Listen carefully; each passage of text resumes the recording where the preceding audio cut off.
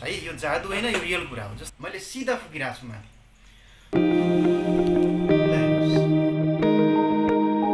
यहाँहरूलाई हार्दिक स्वागत छ आज अलि इन्ट्रेस्टिङ खालको केही डेमोन्स्ट्रेसन गर्न गइरहेको छु म साइन्सको अब हामी चाहिँ पालै पालो यो डेमोन्स्ट्रेसन गर्नेछौँ अब यहाँहरूले देख्न सक्नुहुन्छ मैले यहाँ बीचबाट दुईटा बेलुनको बीचबाट जोडले फुके भने त्यो बेलुन अनुमान गर्नुस् त टाढा जाले कि नजिक जाला हामीलाई लाग्छ बीचबाट फुकेपछि टाढा जान्छ भन्ने तर त्यस्तो हुँदैन हेर्नु है त ल हेर्नुस् बीचबाट मैले यसलाई जोडले चाहिँ फुके भने एयरको जुन भेलोसिटी हाई हुन्छ है जोडले फुक्दा र यहाँहरूलाई लाग्न सक्छ यो बेलुन चाहिँ टाढा जान्छ भन्ने हामी स्वाभाविकले त्यो बुझ्छौँ तर त्यस्तो हुँदैन ल हेर्नुस् भने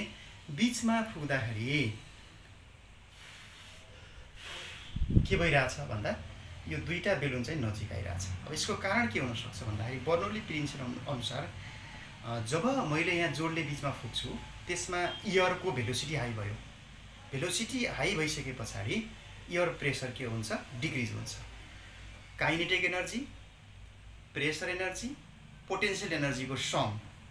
भनेको जहिले पनि कन्स्ट्यान्ट हुन्छ कन्जर्भ हुन्छ principle of conservation of energy अनुसार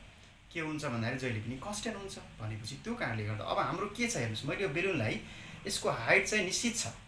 भने पोटेन्शियल एनर्जी त सेम हुने भयो तर जोडले फुक्दा जति जोडले फुकिन्छ त्यति नजिक आउँछ यसको मिनिङ के हो भने भेलोसिटी बढ्दाखेरि भेलोसिटी जति बढी हुन्छ काइनेटिक एनर्जी पनि त्यति नै बढी हुने भयो भने अब प्रेसर डिक्रिज भयो प्रेसर डिक्रिज भएको हुनाले यो चाहिँ नजिक आयो ल हेर्नुस् अब यहाँ के भइरहेछ भन्दा माथि मैले जब जति जोडले फुक्छु पेपर माथि आइरहेछ यसको माथि भनेको यो माथिल्लो सर्फेसमा एयरको भेलोसिटी जति बढी हुन्छ त्यसपछि भेलोसिटी बढी हुनेपछि के हुनुपर्छ कन्जर्भेसन प्रिन्सिपल अनुसार काइनेटिक एनर्जी बढी भयो काइनेटिक एनर्जी बढी भइसके पछाडि टोटल एनर्जी कन्स्ट्यान्ट हुनको लागि त अब प्रेसर एनर्जी के हुनुपर्छ कम हुनुपर्छ भने अब भेलोसिटी हाई भएको हुनाले एयरको प्रेसर कम भयो त्यसैले पेपर चाहिँ माथि गयो भनेर हामीले भन्न सक्छौँ र बीचबाट मैले यसलाई अब फुक्यो भने के हुन्छ होला पेपर नजिक जान्छ कि टाढा जान्छ ल हेरौँ है त ल हेर्नुहोस् अघिको जस्तै जसरी बेलुनलाई मैले अघि त्यो प्रयोग गरेको थिएँ हामीलाई लाग्छ यो पेपर टाढा जान्छ तर त्यस्तो हुँदैन जब मैले बीचमा जोडले फुक्छु यहाँ पनि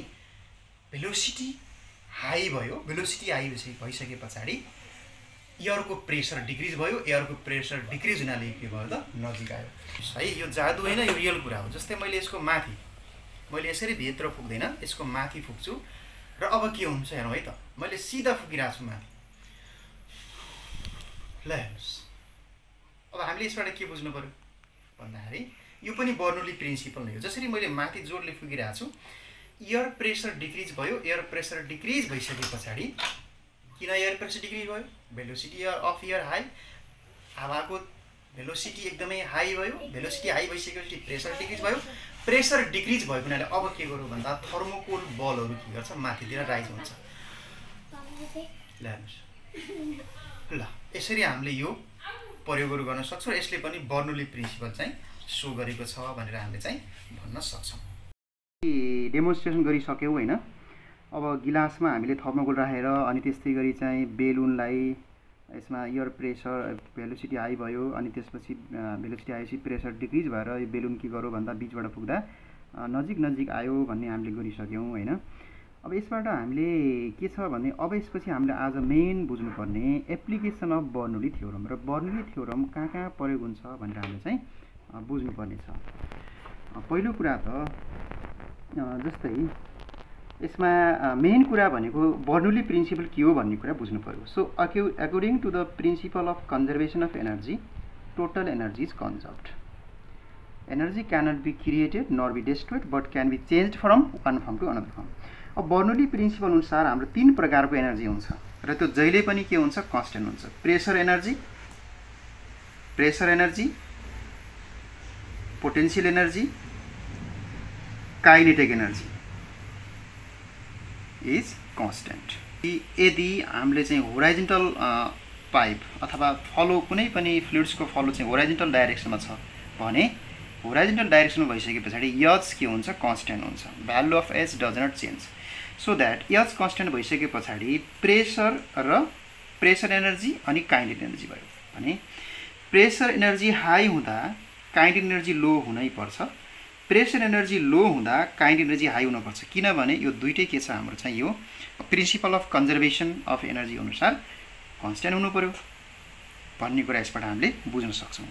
अब एउटा हामीले पाइपलाई हेरौँ है त। यो पाइपको हजुरले यहाँनिर देख्नुभयो भने सुरुमा यसको क्रस सेक्सनल एरिया यहाँनिर सुरुको यो ओपनिङमा के छ हाई छ, क्रस सेक्सनल एरिया के छ बढी छ, यसको एरिया बढी छ। एरिया बढ्दा बित्तिकै के हुन्छ भन्दाखेरि भेलोसिटी के हुन्छ लो हुन्छ। लार्जर एरिया मिन्स लो स्पिड मिन्स हाई प्रेसर, यसमा के छ हाई प्रेसर हुन्छ। अब अर्को हामीले यसमा हेऱ्यौँ भने जुन सानो ओपनिङ छ यसमा एरिया के छ कम छ, एरिया कम भइसके पछाडि भेलोसिटी हाई हुन्छ, भेलोसिटी हाई भइसकेपछि प्रेसर फेरि के हुन्छ लो हुन्छ। जुन पाइपमा पानी फलो भइरहेको छ त्यसको मुखलाई बन्द गऱ्यो भने टाढासम्म के गर्छ पानी जान सक्छ। एप्लिकेसन अफ बर्नौली प्रिन्सिपल जब हामीले बर्नौली प्रिन्सिपललाई बुझ्यौँ है, pressure energy kinetic energy potential energy तीनवटा एनर्जीको सम जहिले पनि के हुन्छ कन्स्ट्यान्ट हुन्छ भनेर बर्नौलीले जुन भनेका छन्। अब त्यो कहाँ हाम्रो रियल लाइफमा कहाँ प्रयोग हुन्छ त बर्नौली प्रिन्सिपल भनेर म हजुरलाई देखाउन गइरहेको छु। फर्स्ट सबभन्दा पहिला छ अटोमाइजर अर स्प्रेयर भनेको छ। स्प्रेमा हामीले हेर्छौँ नि विभिन्न खालको स्प्रेहरूमा के हुन्छ भन्दाखेरि यहाँनिर प्रेसर दियो भने पछाडि अब यसको लिक्विड के गर्छ भन्दा माथितिर आउँछ र यो नोजलबाट के हुन्छ स्प्रे के हुन्छ बाहिर आउँछ। अब यहाँ बुझ्नुपर्ने कुरा के छ भने यहाँ जब मैले प्रेसर दिन्छु यसको एयर पास हुन्छ अथवा एयरको भेलोसिटी हाई हुन्छ। एयरको भेलोसिटी हाई भइसके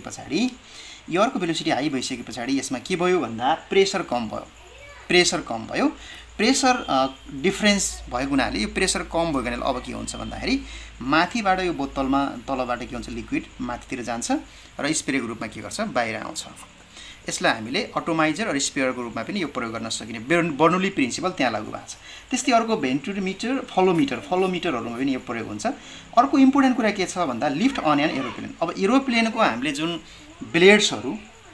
माथिको विङ्सहरू भनौँ एरोप्लेनको विङ्सहरू एरोफोइल स्लाइटली कन्भेक्स अपवर्ड भनेको यस्तो खालको हुन्छ। जहिले पनि एरोप्लेनको विङ्स बनाउँदाखेरि माथि अलि सानो बनाएको हुन्छ। किन त्यस्तो हुन्छ भन्दा त्यसको पनि कारण छ बर्नौली प्रिन्सिपल अनुसार। जब हजुरले यहाँ देख्न सक्नुहुन्छ माथिको भाग सानो हुन्छ नि यसको एरिया कम हुन्छ। यहाँनिर हेर्नुहोस् माथि के छ एरिया कम छ। एरिया कम भइसके पछाडि भेलोसिटी अफ एयर एकदमै हाई हुन्छ। एयरको भेलोसिटी हाई भइसके पछाडि अब के हुने भयो भन्दाखेरि बर्नौली प्रिन्सिपल अनुसार एयरको भेलोसिटी हाई भइसके पछाडि प्रेसर लो हुने भयो। प्रेसर माथि प्रेसर लो अनि तल चाहिँ यसको चाहिँ लोअर पार्टमा फेरि प्रेसर के छ हाई छ किनभने यसको एरिया के भयो यहाँनिर बढी भयो। एरोप्लेन त्यो जुन एरोडाइनामिक्स भन्छौँ हामी त्यसको त्यसरी चाहिँ त्यो मेकानिजममा आधार गरेर बनाएको हुन्छ कन्भेक्स अपवर्ड। त्यसले गर्दा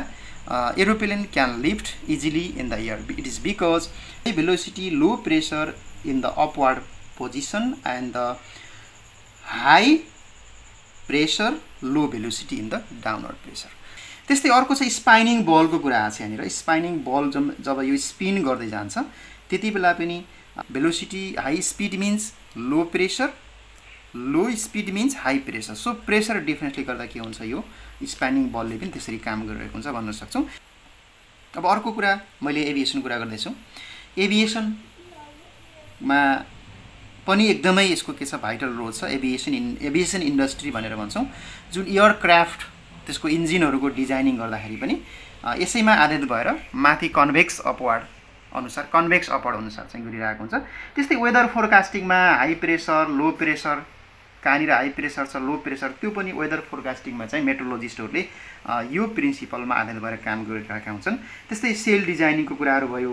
है, सेल बोर्डको त्यसको डिजाइनिङ गर्ने कुरा अनि medical devices hydroelectric power generation यस्तै खालको छ। र हजुरहरूले यहाँ अरू के यसको एप्लिकेसन हुनसक्छ त्यसलाई चाहिँ कमेन्ट गर्न सक्नुहुन्छ।